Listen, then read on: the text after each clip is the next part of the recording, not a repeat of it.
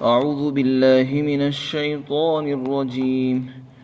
بسم الله الرحمن الرحيم. إن شجرة الزقوم طعام الأثيم كالمهل يغلي في البطون كغلي الحميم خذوه فاعتلوه إلى سواء الجحيم ثم صبوا فوق رأسه من عذاب الحميم ذق إنك أنت العزيز الكريم. إن هذا ما كنتم به تمترون.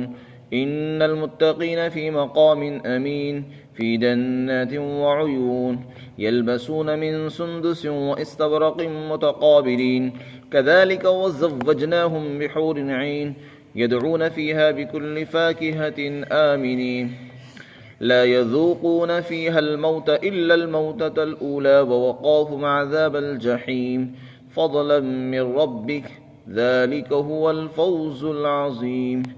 فإنما يسرناه بلسانك لعلهم يتذكرون فارتقب إنهم مرتقبون.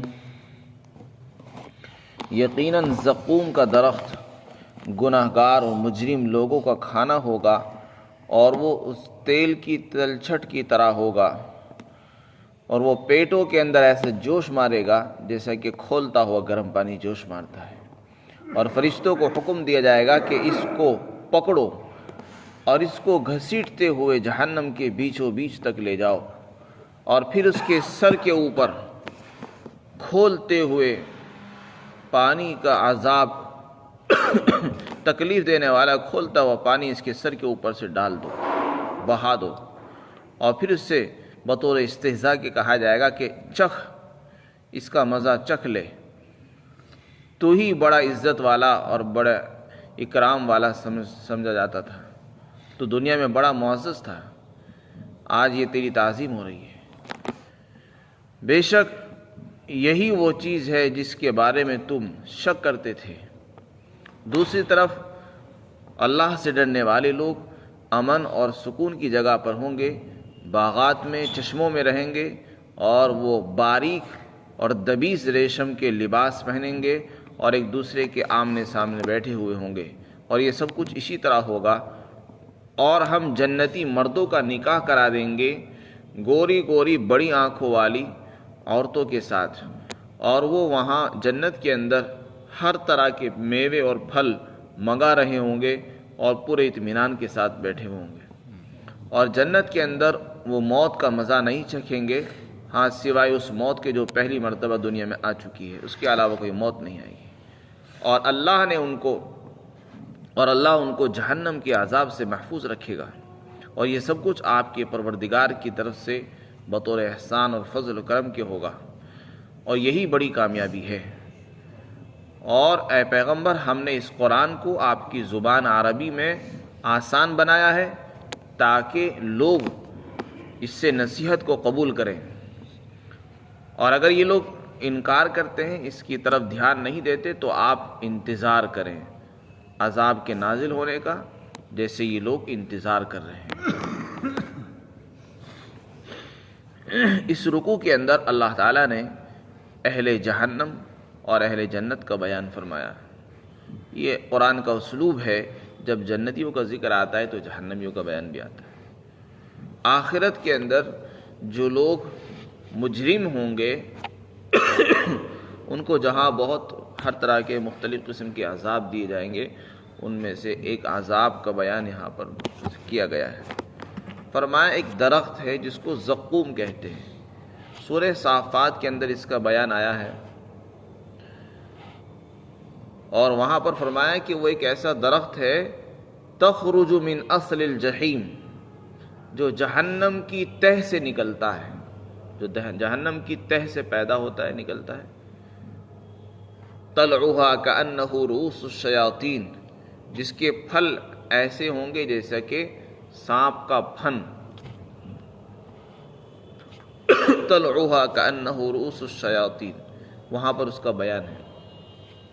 سورہ واقعہ کے اندر بھی اس کا ذکر ہے، سورہ صافات میں بھی ہے، اور سورہ دخان میں یہاں پر جو موجود آیت ہے اس میں بھی اللہ تعالیٰ نے اس کا بیان. یہاں آیت کریمہ کے اندر جو بیان ہے اس سے معلوم ہوتا ہے کہ جو مجرم لوگ ہوں گے مجرم لوگوں کو جہنم میں داخل ہونے سے پہلے پیش کیا جائے گا، اور بہت سی آیت سے معلوم ہوتا ہے کہ جہنم کے اندر ہی پیش کیا جائے گا، کوئی بعید نہیں مختلف مقامات پر دیا جائے۔ خلاصہ یہ ہوا کہ جہنمی لوگوں کی جو غذا ہے وہ یہ درخت ہوگا، اور یہ کوئی مزے کی چیز نہیں ہے، یہ دیکھنے میں بھی انتہائی بدصورت۔ فرمایا کہ ناگ سانپ کا جو پھن ہے اس کو دیکھ کے آدمی ڈر جاتا ہے، تو اسی طرح اس کے پھل ہوں گے، اس کو دیکھ کے لوگ ڈر جائیں گے۔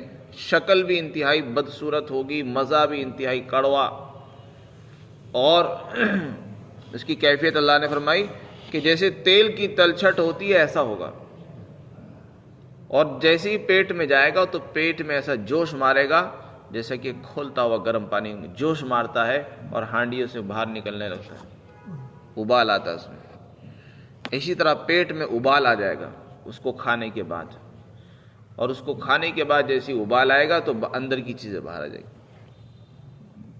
لیکن جہنمی لوگ اس کو بڑے شوق سے کھائیں گے، کیونکہ ان کو اس کے علاوہ کچھ ملے گا نہیں، بھوک اور پیاس کی وجہ سے جو ملے گا اسی کو کھانا پڑے گا۔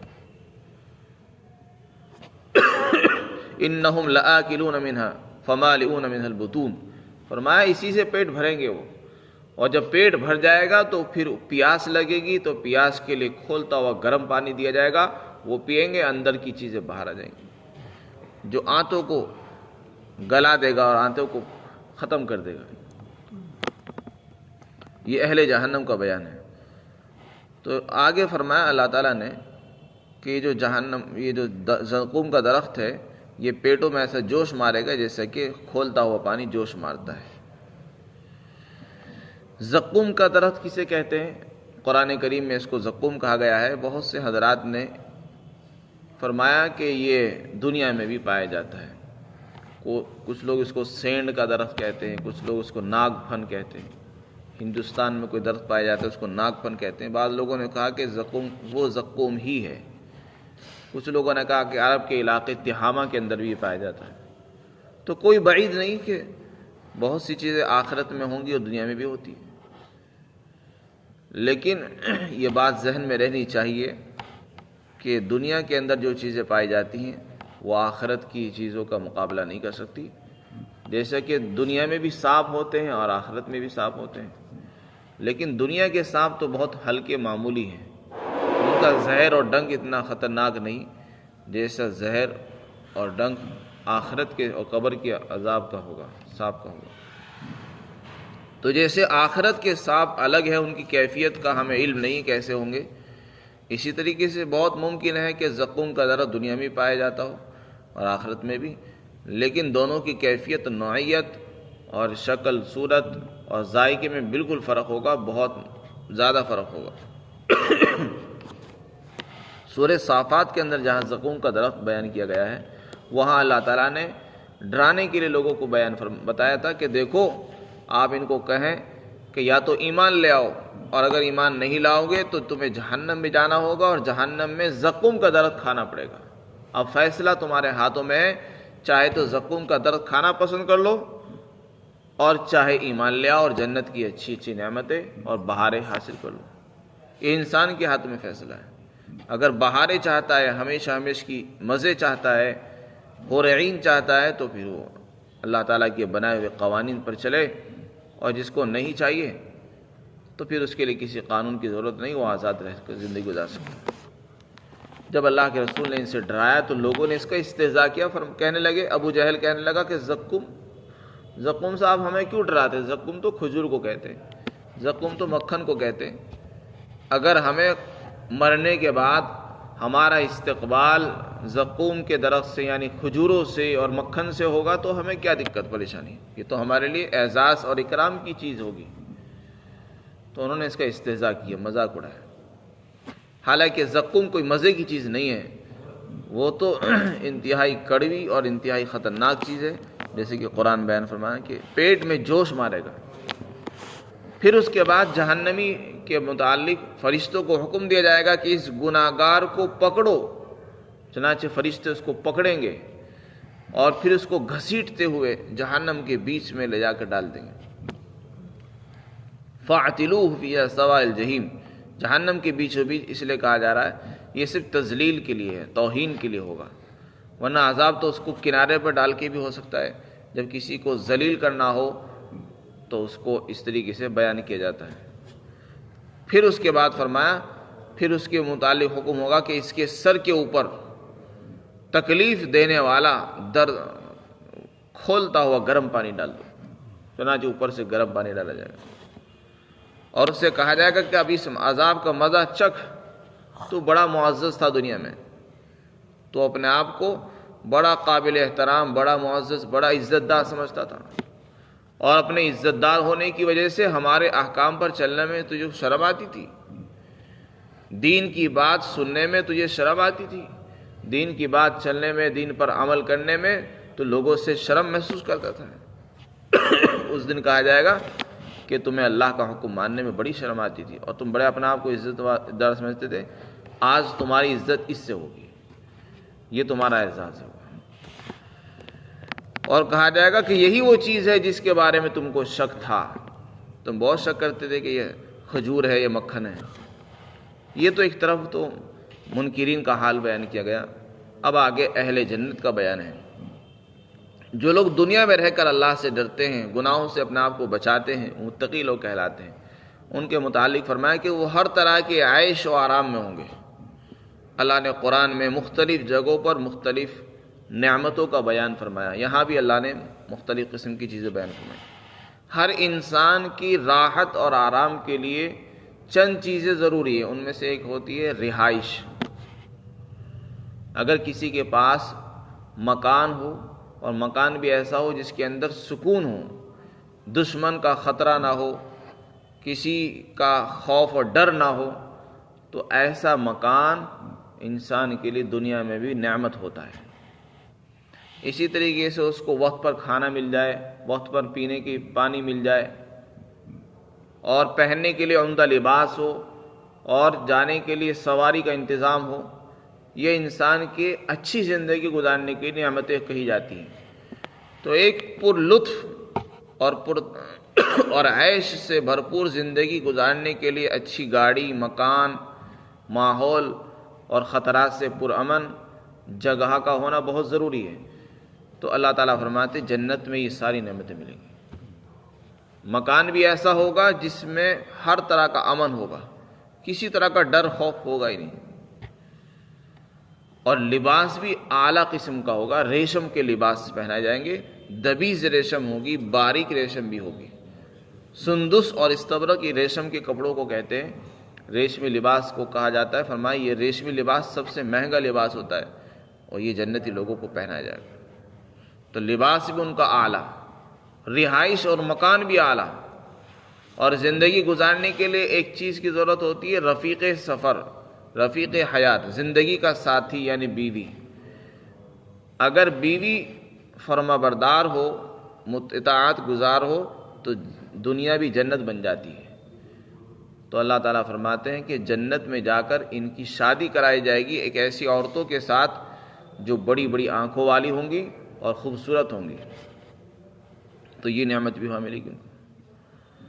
اور جیسے ہر انسان دنیا میں یہ چاہتا ہے کہ مجھے اللہ نے مکان بھی اچھا دیا ہے، بیوی بھی دی ہے، بچے بھی دیے ہیں، تو اب کوئی آفت ان پہ نہ آئے، کوئی مصیبت نہ آئے، کسی طرح کا مجھے رنج نہ محسوس ہو، تو ان تمام خطرات سے جنتی لوگ محفوظ رہیں گے۔ چنانچہ وہاں نہ کوئی آفت آئے گی، نہ موت آئے گی، کہ موت کی وجہ سے ہر انسان کو خطرہ لگا رہتا ہے، میرے مرنے کے بعد میرے بچوں کا کیا ہوگا، میری بیوی کا کیا ہوگا، مکان کا کیا ہوگا۔ وہاں یہ ڈر اور خوف سارے نکل چکے ہوں گے۔ خلاصہ یہ ہوا کہ انسان کی ایک اچھی زندگی جو عیش سے پر ہو گزارنے کے لیے جتنے اسباب اور نعمتوں کی ضرورت ہے، وہ سارے اسباب اور نعمتیں وہاں بھرپور مقدار میں موجود ہوں گے۔ فرمایا بے شک متقی لوگ، اللہ سے ڈرنے والے، امن کی جگہ میں ہوں گے، باغات میں ہوں گے، چشموں میں ہوں گے، اور سندس اور استبرق کے ریشمی لباس پہنیں گے اور آمنے سامنے بیٹھے ہوں گے، اور ہم ان کا نکاح کرائیں گے بڑی بڑی آنکھوں والی گوری گوری عورتوں کے ساتھ، اور وہ وہاں ہر طرح کے میوے منگا رہے ہوں گے، اور امن و اطمینان کے ساتھ مطمئن ہو کر منگائیں گے۔ اور وہ موت کا مزہ نہیں چکھیں گے، یعنی انہیں وہاں کسی قسم کی موت نہیں آئے گی۔ جب موت آتی ہے تو انسان کو ڈر رہتا ہے کہ کیا ہوگا، سوائے پہلی موت کی جو دنیا میں آ چکی ہے، اور اللہ ان کو جہنم کے عذاب سے بھی بچا کر رکھے گا۔ اس کے بعد فرمایا یہ سب کچھ اللہ کی طرف سے بطور فضل اور احسان کے ہوگا۔ یہی بڑی کامیابی ہے۔ اگر آخرت میں جنت مل گئی، اللہ راضی ہو گیا، تو یہی اصل کامیابی ہے، اور اسی کے لیے انسان کو اگر قربانی دینی پڑ جائے، مال لگانا پڑے، وقت لگانا پڑ جائے، تو یہ سستا سودا ہے۔ دنیا میں اگر رہ کر جنت حاصل ہو سکتی ہو، آدھا گھنٹہ علم حاصل کر کے، آدھا گھنٹہ دین کی محنت کر کے، تو یہ سستا سودا ہے۔ اتنی بڑی نعمتوں کو حاصل کرنے کے لیے آدھے گھنٹہ وہ زیادہ نہیں ہے۔ آگے آپ علیہ السلام کو خطاب کر کے فرمایا کہ ہم نے یہ جو قرآن آپ کو دیا ہے، ہم نے اس کو عربی میں نازل فرمایا، اور ہم نے اس کو بہت آسان بنا دیا ہے، کیونکہ آپ کی زبان بھی عربی ہے۔ ہم نے اس کو عربی میں اس لیے اتارا تاکہ آپ کے مخاطب عربی کو دیکھ کر اس کو سمجھیں اور اس کو نصیحتوں کو قبول کریں اور ایمان لے آئیں۔ لہذا آپ پریشان نہ ہو، آپ تو اپنا کام کرتے رہیے، اور اگر یہ لوگ نصیحت سے منہ موڑیں تو تب بھی آپ غم نہ کریں، آپ کا کام پورا ہو چکا ہے۔ اگر یہ لوگ آپ کی بات نہیں مانتے تو آپ عذاب کا انتظار کریں، جیسے یہ لوگ آپ کے بارے میں عذاب کا انتظار کر رہے ہیں۔ یہ آپ کے بارے میں منتظر ہے کہ کسی طرح آپ ہلاک ہوں، آپ مریں، اور ہم آپ سے نجات چھٹکارا پائیں۔ اسی طریقے سے آپ بھی ان کے بارے میں انتظار کریں کہ کب ان کے اوپر عذاب آئے اور آپ کو ان سے چھٹکارا مل جائے۔ فَارْتَقِبْ إِنَّهُمْ مُرْتَقِبُونَ، آپ بھی انتظار کیجیے جیسے یہ لوگ آپ کے بارے میں نزول عذاب کا انتظار کر رہے ہیں۔ خلاصہ یہ ہوا کہ انسان کو ایک اچھی زندگی گزارنے کے لیے جتنی نعمتوں کی ضرورت ہوگی، اللہ تعالیٰ وہ تمام نعمتیں بلکہ اس سے بھی کئی گنا زیادہ جنت میں عطا فرمائیں گے، اور اس کے لیے بس دنیا میں قربانی کی ضرورت ہے۔ دنیا میں انسان رب چاہی زندگی گزار لے، جیسے رب کہتا ہے بس اس کے مطابق چلے، من چاہی زندگی نہ گزارے۔ من چاہی زندگی وہاں گزاری جائے گی، یہاں رب چاہی گزاریں گے تو من چاہی وہاں مل جائے گی۔ جو یہاں من چاہی گزارے گا وہاں من چاہی نہیں مل سکتی۔ اللہ تعالیٰ ہم سب کو عمل توفیق نصیب فرمائے۔